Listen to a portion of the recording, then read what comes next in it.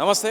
తెలంగాణ రాష్ట్ర ప్రభుత్వం ప్రస్తుతం కాంగ్రెస్ ప్రభుత్వం అధికారంలో ఉన్నప్పటికీ వికారాబాద్ జిల్లా పరిగి మండల ఆ ప్రాంతంలో ఇండస్ట్రియల్ కారిడార్ కోసం, ఇండస్ట్రియల్ పార్క్ చేసంలో ఇండస్ట్రియల్ కారిడార్ కోసం సుమారుగా అక్కడ రైతుల భూములన్నీ కూడా తీసుకునే ప్రయత్నం చేస్తాను. ఈ నేపథ్యంలో ఈరోజు సుమారు ప్రెస్ క్లబ్లో అక్కడ ఉన్న భూమికి సంబంధించిన రైతులందరూ కూడా వచ్చి మాకు పంట పొలాలు వండే భూములమయ్యి ఏ విధంగా తీసుకుంటారు, మేము మా భూములు మేము ఇయ్యమని చెప్పేసి ప్రెస్ క్లబ్లో ప్రెస్ మీట్ పెట్టడం జరిగింది. మాట్లాడమంతో పాటు ఆ ఏరియాకి సంబంధించిన రైతు ఉన్నారు. బాబు ఏం పేరే మీది, ఏ ఊరు?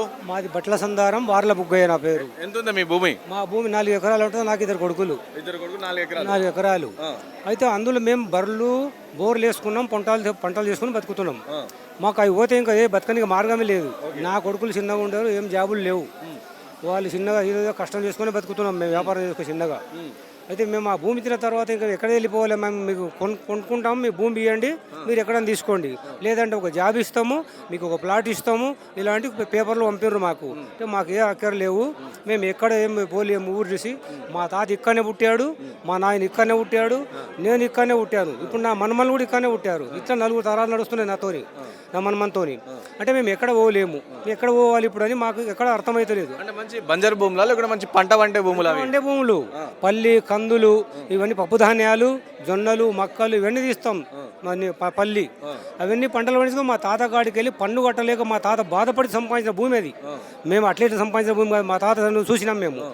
అయితే ఈ రోజు ఇడిచిపెట్టి పోవాలంటే మేము ఎక్కడ పోగలుగుతాం, ఎక్కడ పోలేము. ఇప్పుడు వాల్యూ ఎంత ఉంది భూముల? భూములకు ఉంటుంది 25-30 లక్షలు ఇస్తామంటున్నాడు ఆయన. 25 లక్షలు ఇస్తాం, ఎక్కడ తీసుకోండి.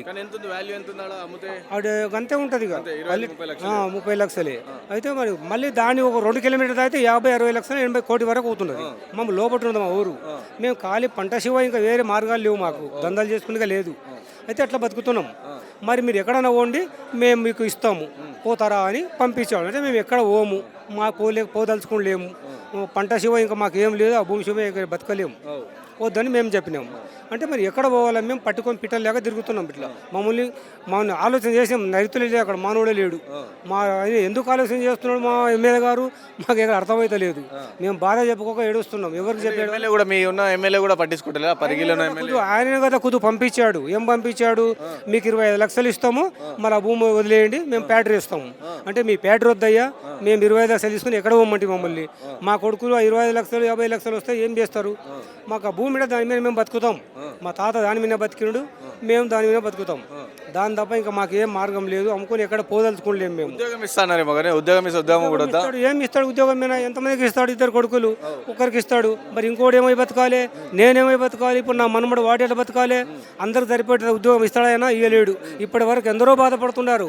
నా కొడుకులు చదివినరు, ఖాళీ తిరుగుతున్నారు రోడ్డు పట్టుకొని. చదివితే ఏం రాలేవు, పోలీస్ జాబ్లకు రాసినరు, ఫెయిల్ అయిపోయినాయి, ఏదో నష్టపోయినాం. అవన్నీ నష్టమైపోయినాయి. కాబట్టి మేము ఎక్కడ పోదలుచుకోలేము, అక్కడనే ఉంటాం. ఆయన కోరిక ఏముండదు. ఏమన్నా చేయదలుచుకుంటే రోజు పోలీసులు రావాలి, ఏం చేస్తున్నారు బాబు ఊళ్ళో, ఎక్కడ పోతున్నారు? అరే మీకు ఎందుకు సార్, మా బతుకు కుక్క బతుకైంది. రోజు పోలీసులు వచ్చి అడుగుతారు, ఇబ్బంది పెడతారా? వస్తూనే ఉండరు. రోజు వస్తే 2 వస్తారు. ఏం చేస్తున్నారు ఇక్కడ, మీరు ఎక్కడ వెళ్తున్నారు, మాకు చెప్పిపోండి. అంటే ఏంది సార్, మీకు ఎక్కడ పోతే మేము చెప్పిపోవాలా? మాకు బాధ భరించలేక మేము బాధపడుతుంటే మీరేంది ఎక్కడ పోతారు, ఏం చేస్తుంటారు అడుగుతున్నారు. మీకు డ్యూటీ చేయాలి, మాకేం డ్యూటీ వస్తుంది అంటే, లేదయ్యా మీరు ధర్నా చేస్తారేమో, ఇక్కడ పోతారేమో. అక్కడ ఎక్కడ పోం మేము, దౌర్జన్యం లేదు. మాతో అంత శక్తి ఉంటే మాత్రం ఇంత మీ వాళ్ళకి ఇంత డబ్బులు ఇచ్చేవాళ్ళ, మా భూమి తీసుకునే వాళ్ళ లేనందుకే కదా మీరు పని చేస్తున్నారు. మేము ఎక్కడ పోదలుచుకోలేము, ఏం చేయలేము. మా భూమి వదిలే శక్తి మేము ఇయ్యం. భూమి ప్రభుత్వం ఎట్లయినా సరే, ఇప్పుడు ప్రభుత్వం అంటే రాజ్యం పెద్దది, ఇక ఎట్లయినా సరే తీసుకుంటామంటే అప్పుడు ఎట్లా మన పరిస్థితి? ఏం చేయలేము మేము. మేము అడ్డం వస్తాము, మాకు ఏమన్నా చంపండి అంతే. ఎందుకంటే మేము కొట్టలేం కదా మిమ్మల్ని. మీ చేతిలో బడపండి, బర్రెను కొట్టే శక్తి మీ దగ్గర ఉన్నది కాబట్టి ఇదే ఫైనల్.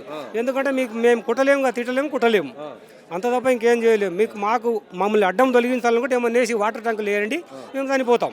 మీరు ఏమన్నా చేసుకోండి. ఇక అంత తప్ప ఇంకేం చెప్తాం చెప్పండి. మేము వదలం.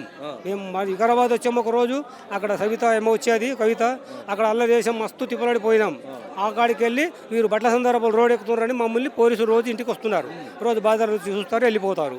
మేము ఎక్కడ పోమయ్యా, ఎందుకు మమ్మల్ని కావాలి చేస్తున్నారు మీరు అంటే, లేదయ్యా పైకి వెళ్ళి మాకు ఆర్డర్ ఉంది, మేము వస్తున్నాము, మిమ్మల్ని తిడుతున్నామా కొడుతున్నామా, ఇలాంటివి వస్తున్నారు పోతున్నారు.